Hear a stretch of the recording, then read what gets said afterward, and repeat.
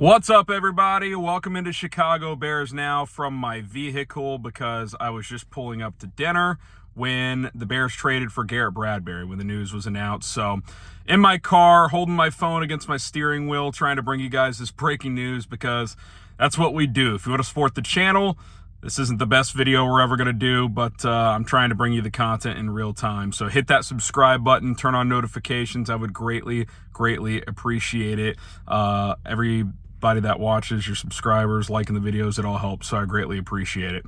All right, so the Bears send a 2027 fifth-round pick to the Patriots for Garrett Bradbury, who has 1 year left on his contract. We'll talk about the money side of this here in just a minute. And I assume this is your starting center for 2026. I definitely think it takes you out of the Tyler Linderbaum sweepstakes. I've seen the cap hit. It's either going to be 4.7 or 5.7, so not that much. Let's say it's 5.7. You still, save 4.3 with the 10 that you saved when Dalman retired. Now, he's a worse player than Drew Dalman as far as the caliber of player you're getting here in Garrett Bradbury. I'd call him serviceable. He's probably in that Coleman Shelton realm where, he's a bottom half of the league starter. He's had some good years. He's had some not so good years. That last year with New England was one of his better years. Had only one penalty the entire season, and it was in the Super Bowl. Did not get credited with a sack all season either.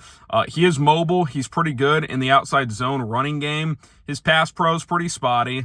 So it's definitely a downgrade from Dalman. Now, you can do worse than Garrett Bradbury. The Bears certainly have done worse in the past than Garrett Bradbury, but, this is not going to be a guy that's going to come in here and be an all-pro. Like, this to me is, hey, let's get somebody in here that works in this offense, that in the run game should still be at least average to above average, and we'll surround him with two guards that are really good in Joe Thuney and Jonah Jackson.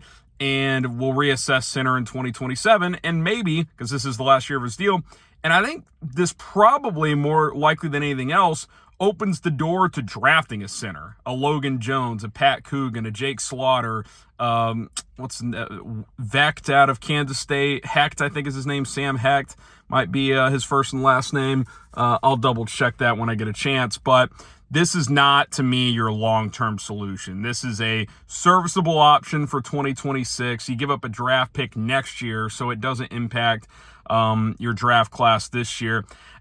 This is a kind of, okay, I'm fine with the move. And look, I'll be honest, I never loved the idea of giving Tyler Linderbaum north of $20 million, and there's been reports that he could get up to 25, and a bidding war could drive it up to that price. That scared me, especially being tied down for 4 or 5 years. Now, I don't want garbage center play, but again, I trust Ben Johnson. If he's bringing him in here, I think that he sees enough where he says, hey, I can make this work.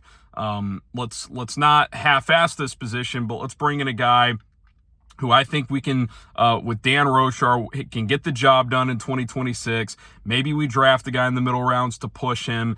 And, if he's great, maybe there is a chance he's here after this year. If not, it's a 1 year stopgap rental, and you move on in 2027. So you guys let me know down in the comments section how you feel about this move.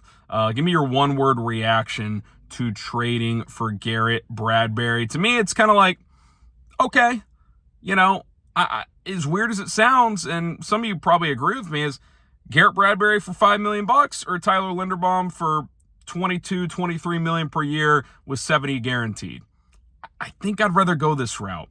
Like, look, you can't pay all 5 of your offensive linemen $20 million. Joe Thuney, who, by the way, was college roommates or teammates, roommates with Garrett Bradbury. I think he was a freshman when Thuney was a senior or something like that, because Thuney's a few years older, but they have a good relationship, so you've got that going. I do like that, but Thuney's making 17.5. Jonah Jackson is as well. You're about to pay Darnell Wright, and by the way, this also could signal that maybe they're going to spend a little money at left tackle on someone like, I don't know, Taylor Decker, who just became available. And look, I know that we got spoiled last year with the trio of the interior that we had. But if all things are equal, would I rather invest more in left tackle or center? I'm picking left tackle because, again, the center is surrounded by two good guards. I think Garrett Bradbury can hold it down. It's not going to be great. There's going to be bad reps, but I think it'll be fine. I saw a stat. He was like 18th in the NFL in pass rush blocking rate. That's fine. It's not great. It's not bad. It's serviceable. That's the word I'm using. If you can get a Taylor Decker in here, because obviously Trapillo is likely going to miss the entire season, I think I'd rather have the combination of Taylor Decker and Garrett Bradbury than only Tyler Linderbaum. Now, look, Tyler Linderbaum's awesome. There's no question. He's the best player of the three by far. But as I said initially, do I want to give a center $100 million? I don't know that I do.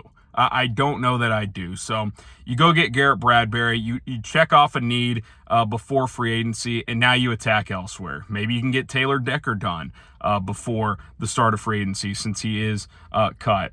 Guys who have been cut from other teams, you can bring in before the start of free agency, and they don't count against the comp pick formula, which, by the way, you just filled a starting hole without impacting the comp pick formula. Yeah, you traded a fifth, but if Bradbury walks next year and signs elsewhere, you might be able to get that pick back. So we'll see how it all plays out over time, obviously. I'm not acting like this is an A-plus move, but a fifth next year, which is essentially a sixth this year, that's the rule of thumb, for at least a serviceable starting level center. I don't hate the move. I'll give it a B- grade. It's not great. It's not bad. I think it's serviceable, and I would expect the Bears to draft the center, or maybe they feel good about Luke Newman's development, and he continues to develop and could potentially push Garrett Bradbury. I doubt he would start certainly the season, but if they feel good about how he's coming along, maybe he would down the road. So we'll see where things go from here with the Bears offseason plans. This obviously doesn't eat too much money on the salary cap, so they got room to still be involved on Max Crosby, certainly to go get out and sign a Taylor Decker and to, be interested in other free agents, Khalil Mack, Cam Jordan, whatever the case may be. I would expect the Bears to continue to be active. So stick around, lock us in. We got you covered here on Chicago Bears Now. Sorry for the abnormal video. Hopefully the audio was serviceable enough. Hopefully I'll tell you what, the iPhone cameras, they're pretty solid these days. So hopefully this was a decent enough visual. My name is Harrison Graham. We will have more thoughts on this trade later. And if more news drops, we'll hit you guys with another video. So hit that subscribe button, turn on notifications, tickle that little like button, and give me your final thoughts on Garrett Bradbury down in the comments below. And we will see you guys soon. Bear down.